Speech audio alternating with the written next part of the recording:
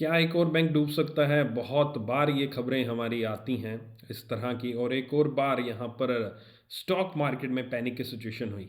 एक particular bank के stock को लेकर या उसकी मैनेजमेंट में जो चेंजेस किए हैं उससे रिलेटेड। और ये बैंक है आरबीएल, जिसको हम रत्नाकर बैंक लिमिटेड के नाम से जानते थे कभी किसी टाइम में।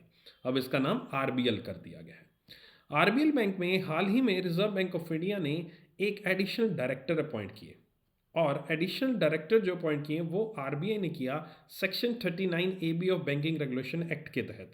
और ये आरबीआई कर सकता है अगर आरबीआई को लगता है कि कोई बैंक जिसके टॉप मैनेजमेंट को एक नीड है सपोर्ट की, या फिर आरबीआई उसके टॉप मैनेजमेंट को क्लोजली मॉनिटर करना चाहता है, तो इसलिए वो एडिशनल डायरेक्टर अपॉइंट कर सकता है। ठीक है, तो रिजर्व बैंक ऑफ इंडिया ने ये कर दिया। अब जब ऐसी सिचुएशन सामने देखने को मिली और उसी वक्त एक और सीन यहाँ पर क्रिएट हुआ, और वो हुआ जो आरबीएल बैंक के जो एमडी हैं, सीईओ हैं, जिनका नाम है विश्ववीर आहूजा। इन्होंने एक अपनी एप्लीकेशन डाली लीव की, मेडिकल लीव के लिए इन्होंने एप्लीकेशन डाली और वो वहाँ के बोर्ड ऑफ डायरेक्टर्स ने अप्रूव कर दी। Vishwavir Ahuja as on date MD and CEO की पद से लीव पर है, जबकि इनका जो एक पद है, कार्यकाल है, जो जून 2022 तक चलना था, लेकिन ये भी लीव पर चले गए।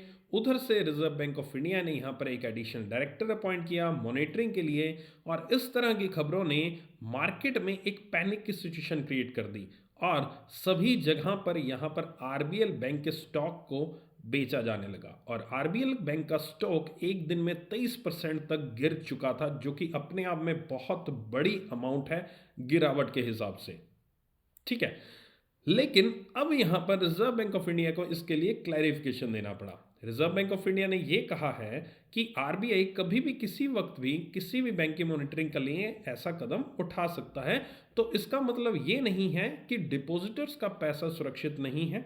डिपॉजिटर्स हुए जो शेयर होल्डर्स हैं, उनको डर इस बात का है कि जैसे यस बैंक में हुआ था या लक्ष्मी विलास बैंक में हुआ था, वैसी सिचुएशन कहीं आरबीएल बैंक में तो क्रिएट नहीं हो रही। तो इसलिए उन्होंने शेयर बेचना स्टार्ट किया और रिजर्व बैंक ऑफ इंडिया को अब क्लैरिफिकेशन देना पड़ रहा है कि नहीं, आरबीएल बैंक की बैलेंस शीट जो है बहुत स्ट्रॉन्ग है, डिपॉजिटर्स को इससे डरने की ज़रूरत नहीं है। आरबीएल बैंक के डाटा की अगर उन्होंने बात की तो उन्होंने कहा आरबीएल बैंक का जो कैपिटल एडिक्वेसी रेशियो है वो 16.3 है, जो कि बहुत अच्छा है। आरबीआई के अकॉर्डिंग मिनिमम जो कैपिटल एडिक्वेसी रेशियो है वो 9% होना चाहिए, मगर आपका आरबीएल का वो 16.3 है, जो कि एक अच्छे लेवल का है। और इसी तरह से उन्होंने कुछ और रेशियोज की बात करी जो कि बहुत ही बढ़िया लेवल पे आरबीएल बैंक के चल रहे हैं। तो इन सब चीज़ों को ध्यान में रखते हुए आरबीआई फिलहाल यही कह रहा है कि there is no need to panic, just एक रूटीन है जो कि उन्होंने फॉलो की है। और उधर से एक मेडिकल लीव पर यहाँ पर एमडी एंड सीईओ चले गए।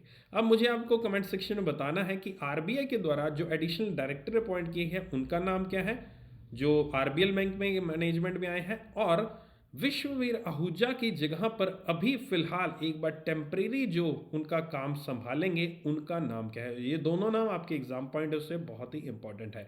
इसी तरह से इसी तरह की शॉर्ट वीडियोस के लिए मेरे साथ बने रहिए, जुड़े रहिए इस चैनल पे। और मुझे डेली बेसिस पर करंट अफेयर्स के लिए सुबह फॉलो कर सकते हैं 7 बजे अकेडमी प्लस पे। वहाँ पर डेली सुबह 7 बजे आपके लिए करंट अफेयर्स और बैंकिंग अवेयरनेस की क्लास होती है। सब्सक्राइब करें अकेडमी प्लस को, आज ही नीचे डिस्क्रिप्शन में लिंक है। Take care, bye bye.